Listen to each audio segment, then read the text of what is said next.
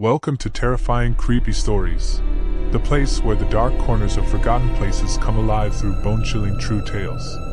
If you're new here, I'm glad you found us. And to my loyal subscribers, thank you for always returning to the shadows with me. Before we dive into tonight's haunting story, make sure to like this video and subscribe to the channel so you never miss the next terrifying upload. And tell me, where are you watching from? Drop your city or country in the comments below. I love seeing how far these creepy stories travel. Now, turn the lights down, and let's begin. Story 1. A few years back, there was this abandoned private school on the outskirts of my hometown. An old Gothic-style building that had been shut down for decades. Most of the windows were boarded up, the front entrance chained, and "No trespassing" signs were plastered everywhere. But that only made it more tempting. My friend Jake and I decided to check it out one weekend. We brought flashlights, gloves, and a rough idea of how to get in. After circling the building twice, we found a rusted drainage pipe running up the back. With some sketchy teamwork and luck, we scaled it and slipped in through a busted skylight that opened onto what looked like the fourth floor. Inside, the place was worse than we imagined. Peeling walls, water-stained floors, desks flipped over like something had happened in a hurry. We made our way down to the basement, which was partially flooded. There was something haunting about seeing a staircase vanish into dark, stagnant water. Our flashlight beams danced across the surface like they were afraid to settle. After a few minutes, we made our way to the old sickbay.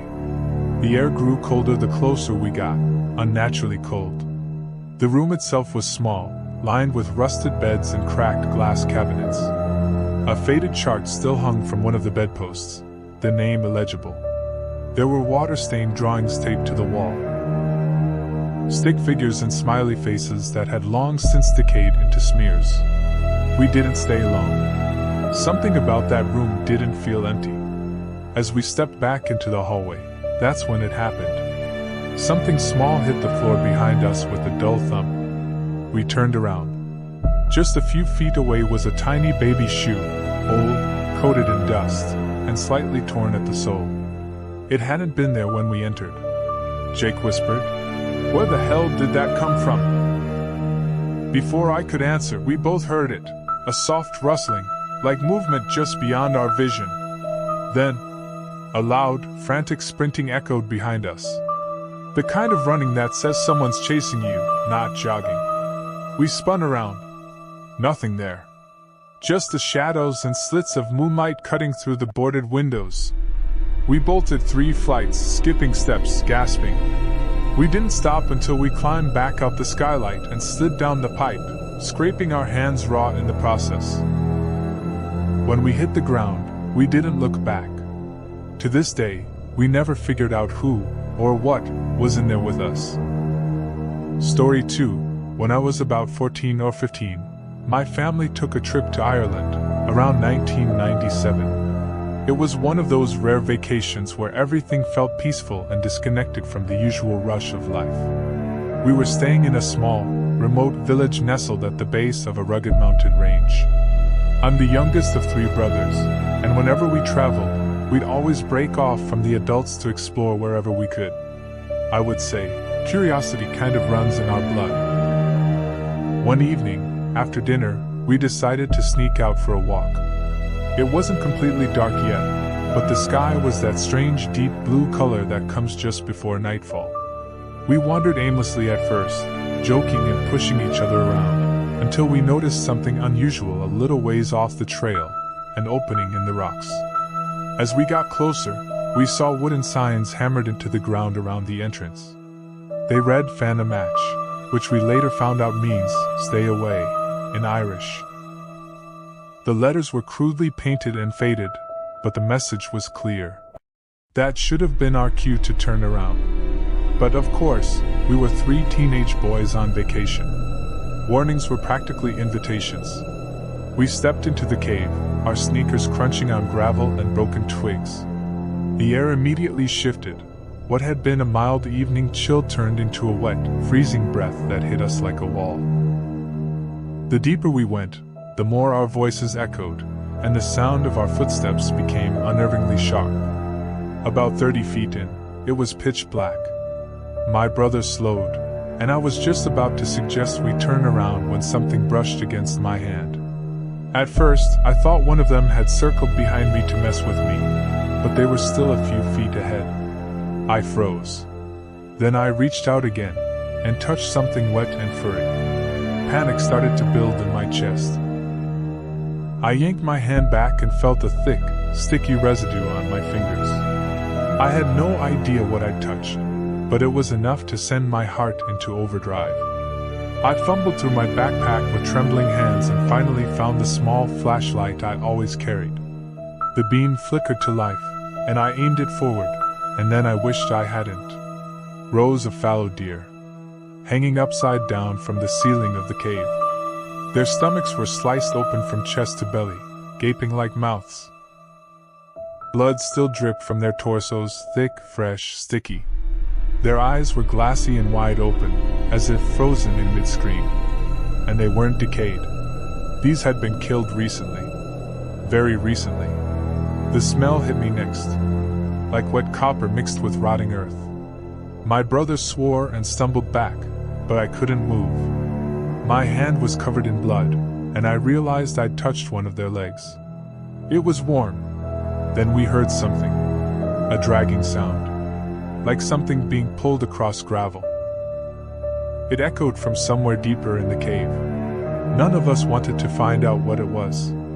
We bolted, sprinting blindly back toward the mouth of the cave, slipping and tripping over stones and roots. We didn't stop until we were back on the trail, gasping for breath under the night sky. Later that night, all trying to calm ourselves down, we tried rationalizing it. Maybe hunters had used the cave to preserve the deer before processing them. But something about the setup didn't feel right. The cuts were too clean, the positioning too deliberate. And why so many? Why all in the same place? We did a bit of research the next day and found an old local post mentioning illegal hunting rings in the area. People who didn't just kill for sport or food, but for cruel rituals. These hunters didn't care about ethics or conservation. Story 3. I used to explore abandoned buildings with my cousin Ethan. We were careful, never went in alone, always had masks, flashlights, backup batteries. Just thrill-seeking, not looking for trouble. One afternoon, we heard about this old diner just off a forgotten stretch of highway. No name on the sign anymore. Just a rusted shell of what used to be someone's roadside stop.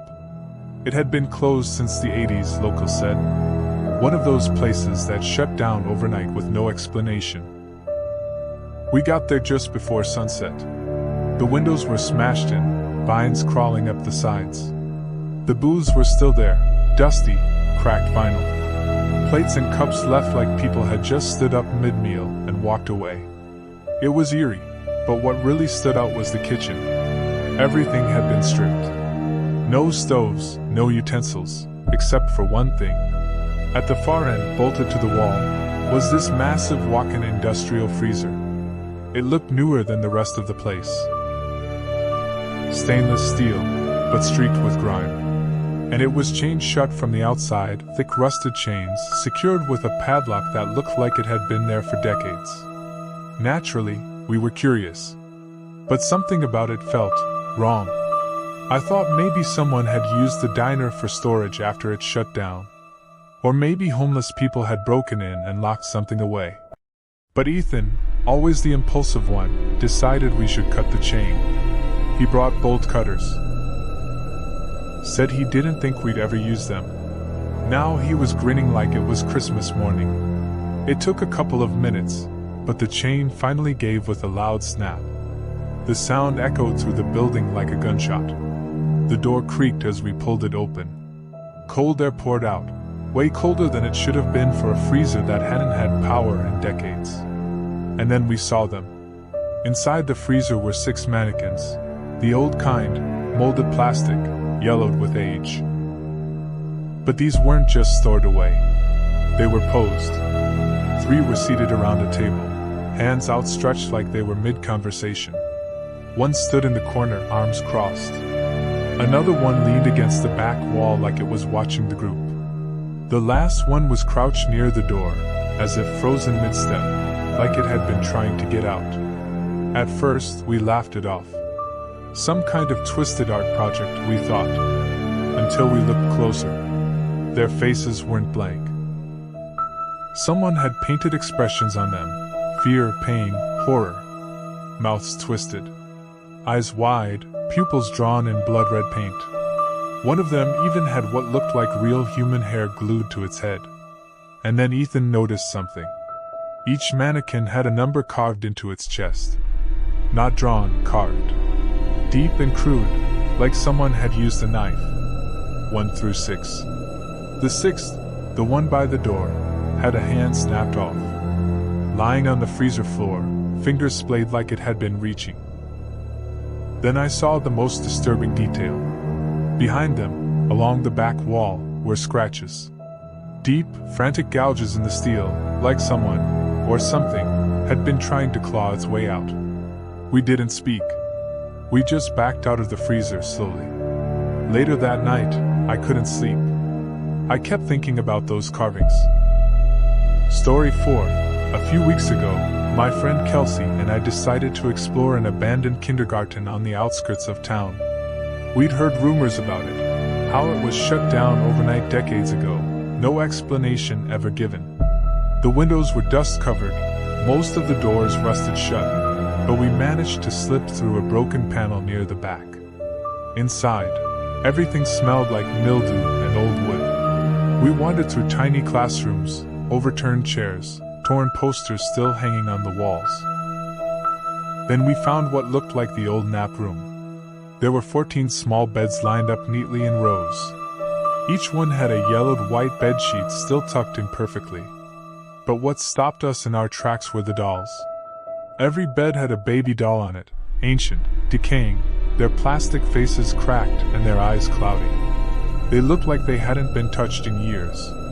Yet each doll had a book placed delicately in its hands, like it was reading. The books weren't children's stories either. They were strange. One had pages filled with symbols.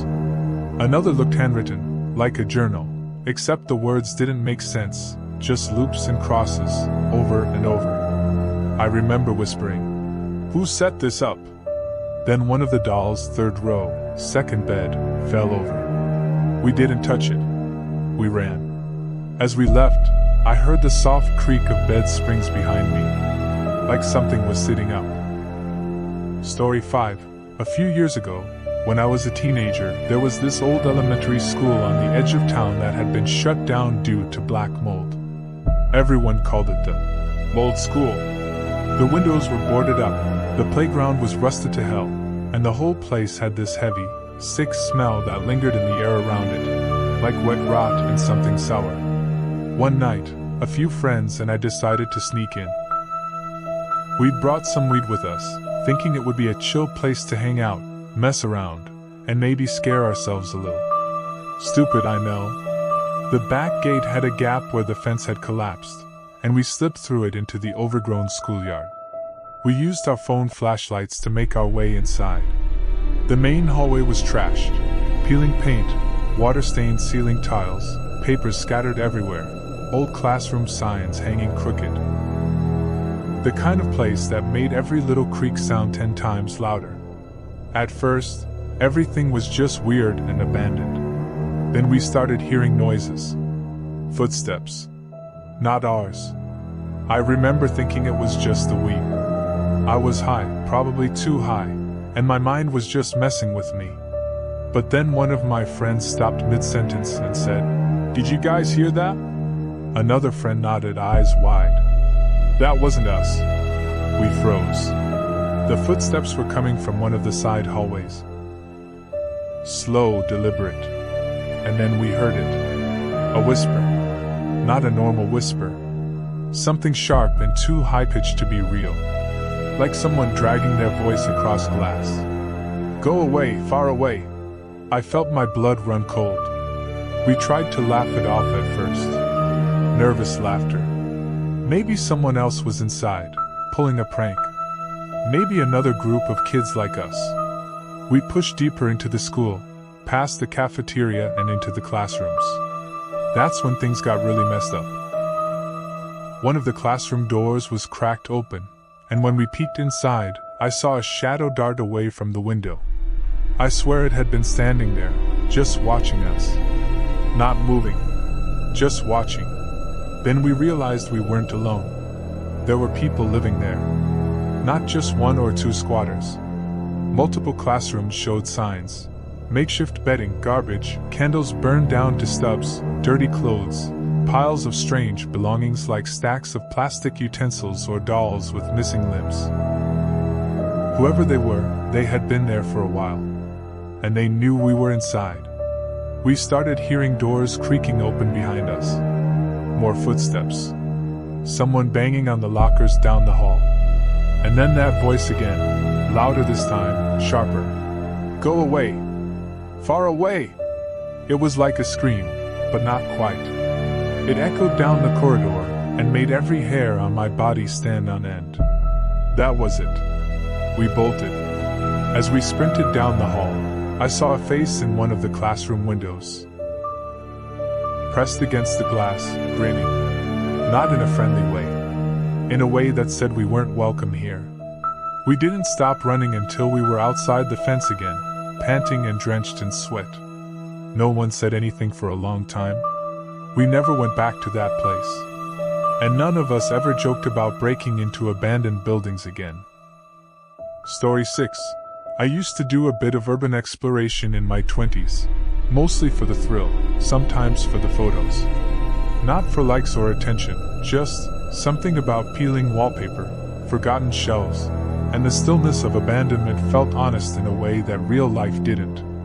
That's how I ended up inside the old-fashioned boutique off Route 20, just outside a ghosted strip mall in Northeast Ohio. The place had shut down sometime in the late 90s, but the signage was still clinging to the roof, sun-bleached and cracked like old fingernails. The windows were mostly boarded, but a side door near the alley had been pried open, probably by teens or scrap metal hunters.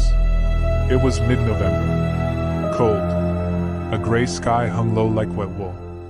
I stepped inside around 4:30 p.m. Should have been quick, snap a few shots of vintage signage or old dressing rooms, then leave before it got dark.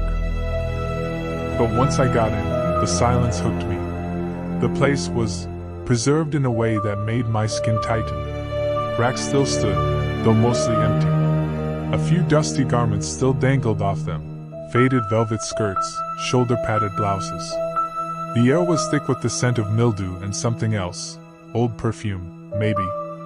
You know that cloying, synthetic sweetness that lingers on thrift store coats? Like someone was trying to cover up decay. It clung to the back of my throat. I took out my flashlight and panned across the showroom. What made me pause wasn't the clothes, it was the mannequins. There were at least a dozen of them, all female, in various poses. Not displayed like in modern stores. These were clustered in a semicircle near the back. And all of them were dressed. Not in store clothes. No, these were in tattered outfits that looked homemade. Dresses stitched together from different fabrics, some of it rotting at the seams. One had lace gloves stained with rust. Another wore a necklace made of what looked like tiny plastic baby doll heads. I didn't take a photo. The longer I stood there, the more I realized I could hear something, so faint I almost mistook it for the hum of blood in my ears. A whisper. Behind the racks. Not a word I could make out, just the tone of it, soft, broken, almost like weeping. Then, something scraped against the linoleum. I called out, "Hello?" Even though every part of me didn't want an answer. Nothing. I turned toward the dressing rooms. The curtains had long since rotted off, and inside the stalls were broken hangers, shattered mirrors, and hair. I swear there were clumps of long, dark hair pressed into the corner of one of the stalls, like someone had torn it out in a frenzy. That was when I would say, I noticed one of the mannequins had moved. I know how that sounds. Maybe I'd miscounted. Maybe I was just freaking myself out.